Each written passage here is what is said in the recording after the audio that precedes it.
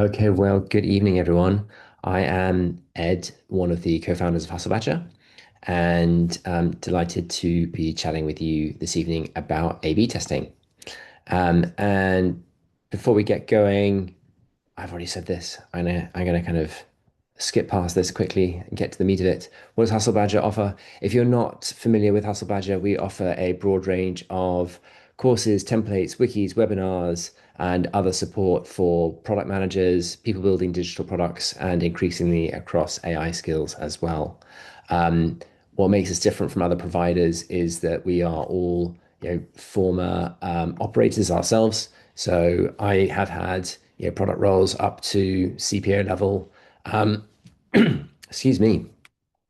We try and make our resources as sort of like ready to go as possible, so you're not waiting around for courses to run. Everything's kind of ready to go straight away, and it's all super practical. So we're trying to give you the support that you need, day to day in your jobs. Now, this webinar is almost like a taster for one of our courses, which is on A/B testing. You can find that. I will share these slides and some more links in the follow-up email. But that's a self-service course. You can get one of many self-service courses that we have that digs into A/B testing and other types of quantitative testing. But to give you a little intro, yeah, let's talk about A/B testing.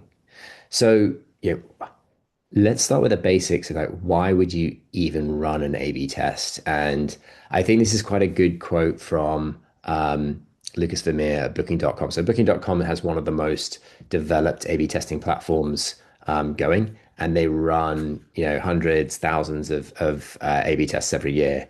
And he talks about sort of three reasons why they really use A/B testing. He's actually building their experimentation platform. So he's talking about that, but it's the same reason. Like, why would you use A/B testing at all? The first thing I'm going to read these out. Like, I'm going to kind of do these slightly different order from him. I'd say like the main reason, the most often reason people will talk about this is that it allows them to validate that changes to the product actually have the expected impact that they think they will. So if you're adding a new feature or removing a new feature, streamlining the experience, has that actually, driven the behavioral change and the commercial impact that you hoped it would? Second thing is that it allows you to deploy new code really quickly and really safely. And that is because you can turn individual features, on and off very fast, or you can shift the effectively like the volume of traffic going to different features very quickly. So that's sort of like good reasons for using A/B tests. I will cover some reasons why you might not want to use A/B tests or why they might not be appropriate, but I'll do that right at the end whilst I've talked about like how you actually run an A/B test. So, what is an A/B test? It's a way of comparing, your current website, your existing website, so that's control, with a variant. So, most typically, this is when you add a new feature, and you basically say, okay, if we add this feature, what does that do to metrics that we're going to measure? And so, if in simplest case, we split half of our traffic and send them to the control, the existing website, and half of our traffic we send it to the variant. What does that mean in terms of conversion rate to purchase or checkout or whatever our success metric is? And if you can see a difference between those two numbers, then you know that there is a difference in how people perform, and one of them will probably be better than the others. So that's kind of like the overall kind of idea of what you're doing. And you're trying to do this on a statistical basis. So you're trying to do this with enough traffic and with a big enough difference between these two groups that you know that this difference could not be there by chance. And it is actually a result of the changes that you've made. And that's kind of like a really big part. Whenever we do some kind of testing in product management, we're doing it so that we can make better decisions about what we build and how we serve our customers. A/B testing and other statistical methods are the only ways that we get that kind of level of rigor. You but there are lots of other ways that we can get sort of non-statistical indications that what we're doing is moving in the right direction. Things like user testing and user interviews and heat mapping and stuff like that. So how do we actually run an A/B test? And I think of this in kind of four basic steps. First one is picking a success metric. Before you even decide what to build, you should have an idea of which metrics you are trying to improve, and um, you can then design features that move that metric. Second thing is you should have a really strong hypothesis. So you should have a hypothesis about how the feature you're building is actually going to move the success metric that you care about. And you can state that in a way that makes sense and people can critique and people can kind of get behind. Once you've got those two things in place, then you're in a position to actually design the experiment and work out what percentage of traffic will go to each of the segments, how long it will run for, all those sorts of things. And then finally, you can actually run the experiment, you can see the results, and you can decide what you're going to do from that point. So I'll run through each of these four steps in a little bit more detail to explain what's going on. So first one, picking a success metric. Um, we can measure a lot of different things when we are building products. We can measure what people are doing in the product. We can measure the commercial results.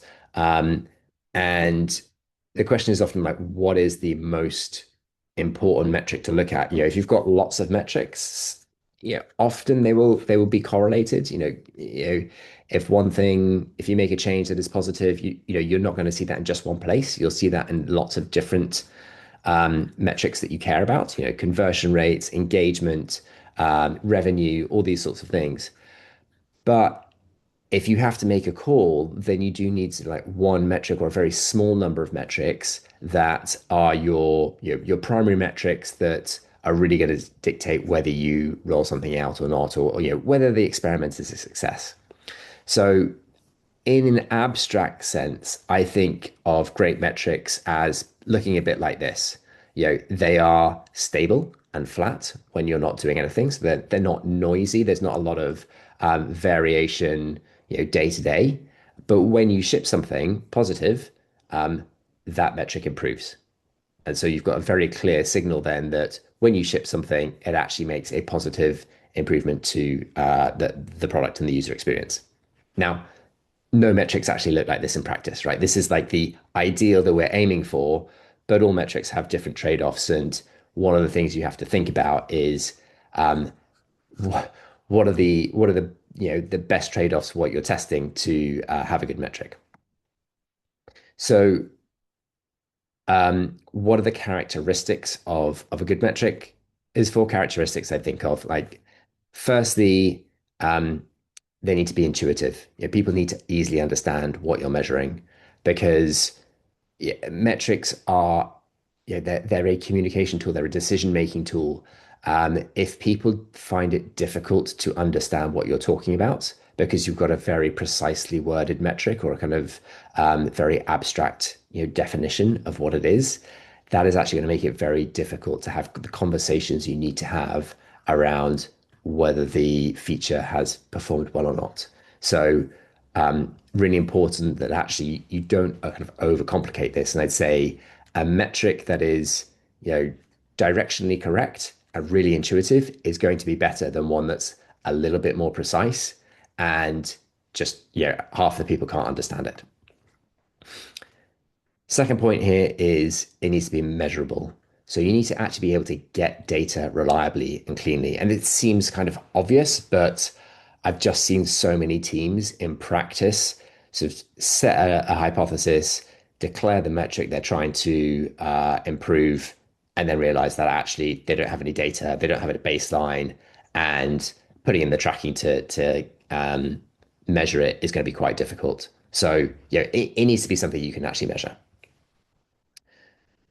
Third point here then is it needs to be actionable. I already mentioned, success metrics, A/B testing in general. These are ways that we make better decisions. These are ways that we communicate with our colleagues. So, this needs to be important enough. It needs to be something we care about so that it actually determines whether we're going to, are we going left? Are we going right? Are we kind of shipping the feature or are we rolling it back? It needs to be able to inform these decisions. Um, and the final thing I'd add to this list is it needs to be influenced or it needs to be sort of more or less in your control. So um, it needs to be a metric that if it changes, you can be fairly sure that's because of what you've done. And also, if you do something and it doesn't change, that also has to be a strong indication that actually you didn't really change um, the user experience significantly, rather than that was offset by something else that another team was doing, or some planned seasonality, sorry, not planned, but known seasonality, or whatever it is. Um, Priyanka is asking a question, does this mean you need to be careful that another team is not running an experiment at the same time? Not necessarily. There are ways of dividing your traffic. Like if you've got enough traffic, you could have completely separate test groups so that they don't interfere. And you can either do that by saying, actually, we're going to have, you know, a control group and then two variant groups, each of which will show completely different features. And so we can measure them both at the same time against the control group. Or you could do independent sorting of your segment groups, which is it's a little bit more advanced, but it basically says that yeah, actually we can test two features at the same time, but how we put people into each of those test groups is like completely random. So there's no correlation between whether people are in seeing both the variants, or one control and one variant, or the other control and the other variant. And because you've got that independence between the two features that you're testing, that means that both results will be valid even if they're running at the same time. So once you've got your success metric, the next thing you need to do is to have a hypothesis. An A/B test is an experiment, and just like running an experiment in science, you have a hypothesis which states what you think is going to happen, and then the experiment basically gives you the evidence that says yes, either your hypothesis is correct, or no, your hypothesis is incorrect. And a good format for that is, well, good template I like to use is a bit like this. So based on evidence, we believe the change we will make will encourage a certain type of user to behave in a certain type of way. Yeah, and we know that's going to be true when you know our metric increases or decreases, and you might even be able to put a kind of estimated amount on that. So that's what it looks like in theory. What does it look like in real life? It might look something like this. So based on user session recordings showing high abandonment rate on the checkout page, we believe that removing unnecessary form fields will encourage first-time buyers to complete their purchase. We will know this to be true when we see a decrease in checkout abandonment rate. So that's an example of what a hypothesis looks like. Now, this is really important because if you run an A/B test without a hypothesis, um, it's a little bit like shooting in the dark. Like you might get a positive result, you might not get a positive result, but even if you do get a positive result, you won't have done the thinking to explain why that was a positive result. So you won't know whether to double down on that feature, or whether there's some unknown mechanism that's going on. So having a hypothesis really helps you to understand your A/B test in that your broader understanding of users and what they're doing. I've left out the bit where you've actually got to build the feature. I mean, that goes unsaid, right? So you've got to actually build the feature right and be ready to launch it.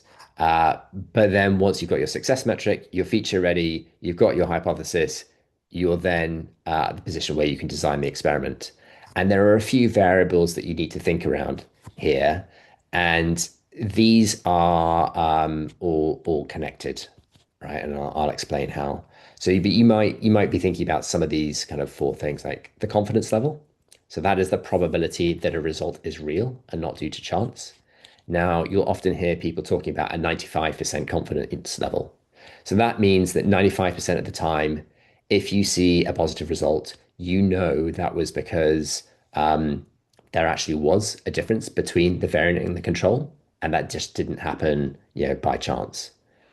But, it does mean that 1 in 20 times you might have got that result by chance. And that is particularly important to bear in mind if you're running a lot of A/B tests. So if you're running 100 A/B tests at a time with a 95% confidence level, then you know, 1 in 20, five of those 100 A/B tests that you're running, you're going to get a result that you believe is statistically significant, but has actually been generated by chance. And that is just how the numbers add up. So just something to bear in mind, you know, if you're testing a lot, about what are the numbers telling you. Um, but also, as I say, this is A/B testing is not a perfect way of knowing what's going on, but it is the most kind of most statistically robust way of knowing what's going on, and that makes it incredibly useful. Second thing we've got here then is the sample size. So this is the number of people who see your test. And this is something to think about because the number of people that see your test and the confidence level affect the runtime, right? So if you're looking for a higher confidence level, if you expect the result between your variant and your control to be smaller, then you're going to need a lot more people to see it. And that might take you a lot longer to get, depending on the traffic to your site. But often we're talking, thousands, tens of thousands, up to millions of users are going to see a particular test, right? If you're working in a B2B setting where you've only got, tens or hundreds of people seeing a particular feature or going through a part of the funnel, A/B testing is not going to be the right tool for you. You might still set up a test that's in the same way as an A/B test, but you're not going to analyze the results in a statistical way because you're just not going to get the sample numbers that you need. Um, so runtime. Oh, sorry, let me just go back there. Um, Runtime is how long your test needs to run for. So this is basically a function of your sample size. If you have 500 people visiting your site every day and you want to get, you know, 10,000 users, that is going to take however many days, it takes um, 20 days, 3 weeks to get 10,000 users through the funnel. So this is a bit of a trade-off. Now, you often want your runtime to be, well, you basically want it to be in some range like 2 to 6 weeks, ideally. Why not less than 2 weeks? Well, you may see different types of users coming to your site, different days of the week. And if you run it for too short a period, then you might have kind of micro seasonal effects that kind of skew the results. And you don't want it to be too long because that often, or that obviously, delays how fast you can make decisions and is just going to slow down how fast you can iterate on your product. And then the expected result, uh, the way that this feeds in is both, before you run the test, it depends on how many people, like what is the sample size, what is the split of people you put into the control and the variance. But also, yeah, because if you're expecting the result to be small, then you will need a larger number of people to get to the confidence level that you've got. When you actually start running it, then basically what you'll see is that, hey, actually, with a 95, if the difference is really big between the variant and the control, you will get to your confidence level much faster. So, but then if the difference is not that big, it's going to take longer to get to your confidence level. The maths around this you can dig into. You will find various calculators on the internet that will help you kind of figure out, how long should my sample size, how big should my sample size be, given this expected result, given this confidence level. I'm not going to go into how to calculate those because you generally don't need to know. You can either get that out of your A/B testing platform if you've got one, or you can calculate it. You can find a calculator online. So Nastasia is just asking a question. What if an experiment has reached the set sample size? So you've got your 10,000 people, but you've got it in 2 weeks, not 3 weeks. What should you do? Should you stop it? Should you continue? I think that depends on what you're seeing, right? So generally, if you said, "Hey, we need to get 10,000 users," and that's only taken you 2 weeks, and we've got to our 95% confidence level because of that, you would probably stop the experiment because you've got the kind of statistical result that you're looking for. If you've done it in maybe like 2 days because you've wildly underestimated or something, you might say like, 2 days is not quite long enough. We've almost got a secondary kind of limit to how fast we will make a call on this A/B test. And so actually we're going to leave it running for at least a week or at least 10 days before we decide that the results are valid. So there's a little bit of art there. I mean, it also depends on how big the result is that you're seeing. So if you're seeing like a 50% uplift in checkout rate and you've got that result in a couple of days, you might be like, statistically speaking, this isn't as robust as we like. But actually, we don't care because this is such a big uplift. This just seems like so positive that we're willing to take the risk that this is the right thing to do. And actually, that feels like a pretty small risk to be taking. So, um, whilst we talk about A/B tests as being very quantitative, very analytical, very statistical, there's still a little bit of judgment and art in how we interpret those results and how we kind of feed the results into the decisions that we make.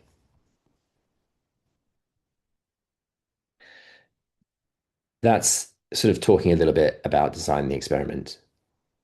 You set the experiment live, right? Generally, you will put or kind of, very typically you'll put 50% of your audience to see the variant with the feature, 50% to see the control. You can do this other ways, but if you put 50% of your audience into each bucket, that is the fastest way to get results. You will sometimes get stakeholders saying, "Hey, actually, can we do this a little bit? Actually, we're nervous about the results. Maybe we could just put, you know, 10% of our users into the control." This is sort of slightly flawed logic. If you only put 10% of your users into the test variant, this isn't reducing risk because you still need to get the same sample size of users through to get the confidence level that you want. So it's not like you are reducing the exposure of the feature to your users. You're just spreading that out over a longer time period. And I think that's quite important to get your head around and communicate to stakeholders. It's actually like you really want to have as even a split and put as much traffic through as fast as possible so you can get results really quickly because getting results quickly allows you to act faster, allows you to either roll back or roll out, depending on what you see. Um, so once you've got your results, then you've put this live, you've set everything up, you can check the numbers every day, see what level of statistical significance you've got, see how the two groups are working compared to each other. Then you should be in a position where you can kind of make a call on it. Was it positive? Was it inconclusive? Was it negative? So positive would be saying something saying like, hey, actually, after a week, after 2 weeks, let's say we've seen with 95% confidence that the variant has, at least a 5%, improvement on our success metric. A inconclusive result would be saying like, hey, we've been running this for 6 weeks, and actually we still haven't reached 95% confidence that this is even 0.5% better, right? So there may be some effect there, but this is so small that it seems to be insignificant. A negative would be sort of the reverse of the positive, where you say, hey, actually, we've run this for 2 weeks, and we know with 95% confidence that the control is better than the variant. So actually not having this feature, let's assume we're adding a feature, that feature has negatively affected our success metric. So if you've got a positive result, obviously you're going to roll it out, and probably you should be exploring ideas that take your hypothesis and double down on it because you've spotted something here that is a genuine insight into how users behave, and you want to dig into that and make the most of it. If it's inconclusive, then that has still told you something, right? Because it's told you that your hypothesis, where you're like, hey, I'm really sure that, actually friction was really frustrating users, and we're going to remove friction, and that's going to make it better, and more people can convert. And actually, you remove the friction, and nothing happens. that tells you something, right? That tells you that actually users don't care about friction. So whatever your hypothesis was based on is less important than you thought it was. And so other things that your whole ranking of what you think users cares about should be changing based on that. And so then you want to think about, well, what are the things that users care about, and how do we go and um, work on something that they really do care about? And then if you've got something negative, then you might want to work in the opposite direction. So again, let's assume you're like, oh, we want to remove friction. We want to make our checkout really streamlined. You do that, and actually it's a bit of a shock. But what you realize is your conversion rate drops as you remove friction. So then you're going to go back and be like, okay, well, what are the screens we removed? What are the steps we removed? How might they have actually increased, people's intent to pay? And what can we, is that giving people more confidence? Is it giving them more transparency about what we're doing? Is there anything else we can do to double down on those effects? Because those seem to be positive. So maybe we want to increase friction, you know, conversely, because actually that friction is good friction and it's actually increasing the chances of people checking out. So that is sort of, the four steps of running A/B tests and how you would do it. I'm going to spend a little bit of time talking about the downsides of A/B testing as well, because A/B testing, you know, is depending on the company you're at, it sometimes gets, I think, given this kind of like, yeah, gold standard status that makes it very difficult to argue against, but it's often not the best technique that you can use, or it's only a technique that you should be using in conjunction with others. And Brian Chesky, who's the founder and CEO of Airbnb, kind of sums this up quite well. He says, and he didn't quite stop Airbnb running tests, but he massively cut down the number that they were doing. And his point was this, is like when you run them, if you don't have that hypothesis in place, you don't actually know why people did one thing or another. They don't know why the variant or the control outperformed the other one. And then what do you do? Fine, you can roll out that particular feature, but it doesn't tell you where to go in the future. And so your time is actually spent doing other things. Breaking that down a little bit, there are some reasons why A/B testing is, again, not always the best option. So, firstly, it can be very expensive. You have to set up your testing platform, whether that's something you build internally or whether that's something you integrate with a provider to help you kind of split your traffic and so on. It means building duplicate functionality that you may roll back or might not use. It means you've got to clean up the code after you ship something, because you're going to be running two variations in parallel. And whilst you're waiting for the results of your A/B test, that is going to delay rollout of your features. And so there's an opportunity cost here of, um, you know, if you ship a feature that has a positive impact, but actually you delay rolling it out for 6 weeks because you're running an A/B test, there's a cost to doing that, right? You could have had all the original impact of just shipping it and not knowing.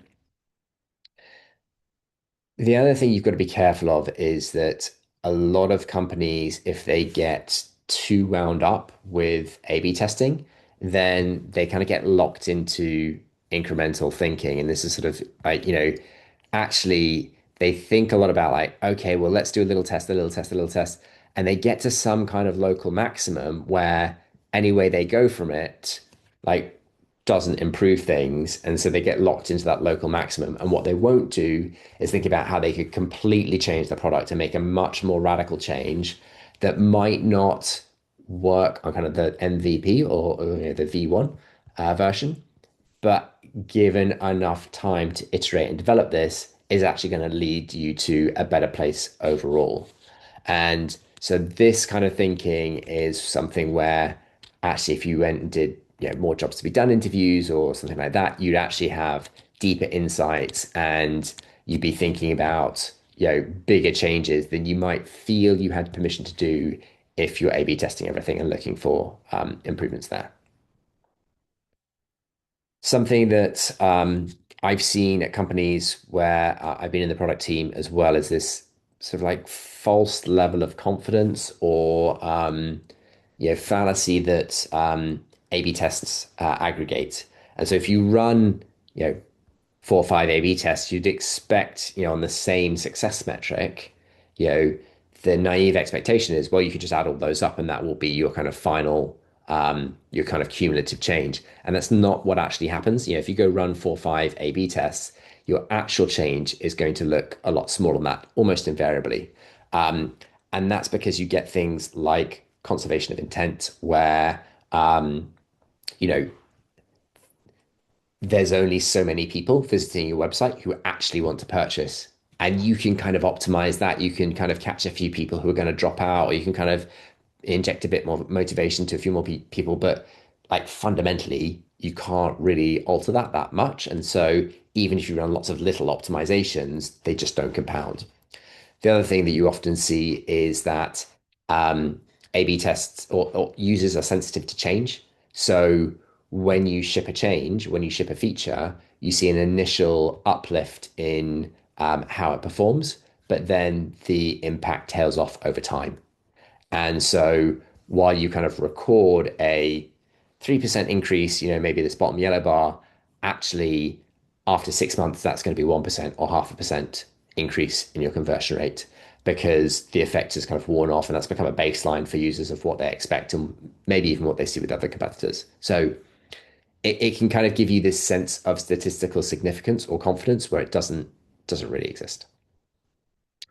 So what does that mean? When do you lean into A/B tests and controlled experiments? And I say controlled experiments here because there are a few kind of variants of A/B testing, holdout groups, multivariate testing, which have the same sort of reasons when you'd lean into them, when you wouldn't. When do you lean away from controlled experiments and A/B tests? So if your traffic is really, really big, excuse me, like, at least 10,000 users, um, then that can be a good reason that A/B testing is going to be effective. It's going to give you good, slide results quite quickly. If you've already set it up, this is an existing capability that you've got and not something that you haven't done before, then obviously much easier to run successive, future A/B tests.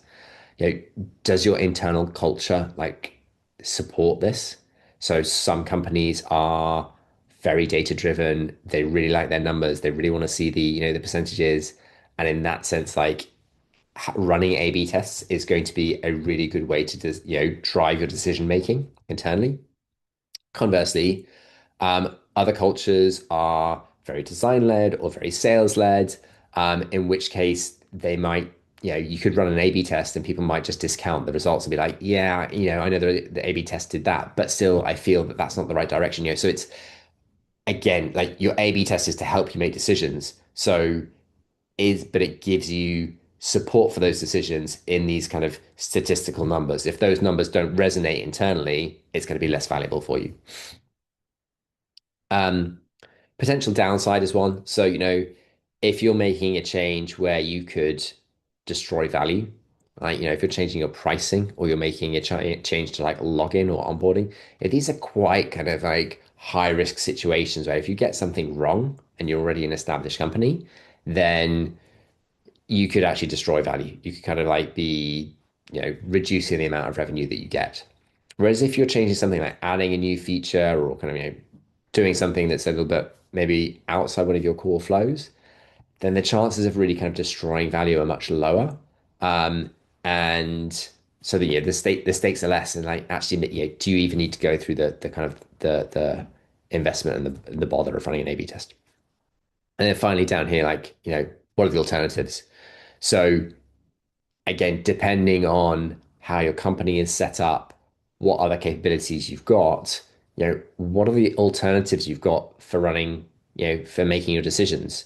Are those cheap and effective, or are they relatively expensive? So, and you often find a kind of a trade-off here, in established consumer companies, A/B tests make a lot of sense because they've got tons of users. They've already built the capability because of that. The potential downsides are pretty large, because they've already got a large established business.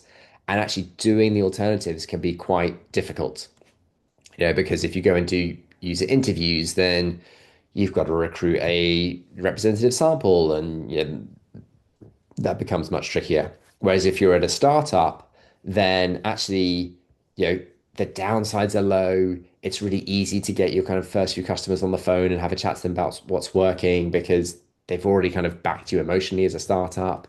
And the results you're going to get don't make sense. So there's really like there's companies where A/B testing makes a lot of sense, and then there's companies where it makes much less sense. Um, if A/B testing doesn't work for you, what are the alternatives? There's a few things here. So, yeah, in quantitative terms, there are still quantitative tests you can run, right? So you can split traffic by population, by device, so like geos or devices, mobile versus um, web. It's not as robust statistically, but it can give you an idea. You can do yeah, A/B, so you can do SEO testing where you're not kind of sending your population to different variants. Like everyone gets the same variant, but different pages have different layouts. So this is really useful for SEO. So effectively, what you're saying is like, hey, we can't control the user's experience on Google because Google controls that. So we can't send, someone to see how our Google results or our, ChatGPT results are affected by when we change a page layout. But what we can do is we can make half of our pages run on one format and half of our pages run on another format, another template.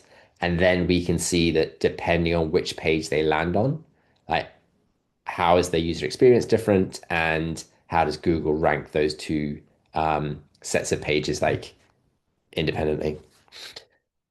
Third thing here then is sort of like before and after changes. This is a sort of, easiest quantitative analysis you can do. It's also the least robust, I would say, where you basically say like, okay, what was the number before we made a change? What was the number after we made a change? Do we think that change came from the results that we made? Right? There's lots of other, there may be lots of other reasons why those numbers change, but you know, hopefully you can attribute some of that change to some of that impact to the change that you've made. And then, of course, there's a whole bunch of qualitative methods. So, session recordings, user research, heat mapping, customer advisor panels, like all these sorts of things. Like, again, any of these tests, any of these research methods, they're there to help you make the best decisions for your customers, for your users, to get the best results for your company. And just because you can't or don't want to run A/B tests does not mean that you can't make informed, well evidenced decisions about what you should be doing. I'm going to stop there and let you ask any other questions that you've got. I'm just going to drop those links into the chat once more. So again, there's a kind of follow-up guide to A/B testing there, a link for where the recording's going to be. If you want to connect with me on Hasselbadger, there's a link there too. But please, if you've got questions now, do stick them in the chat. I'd be happy to answer them.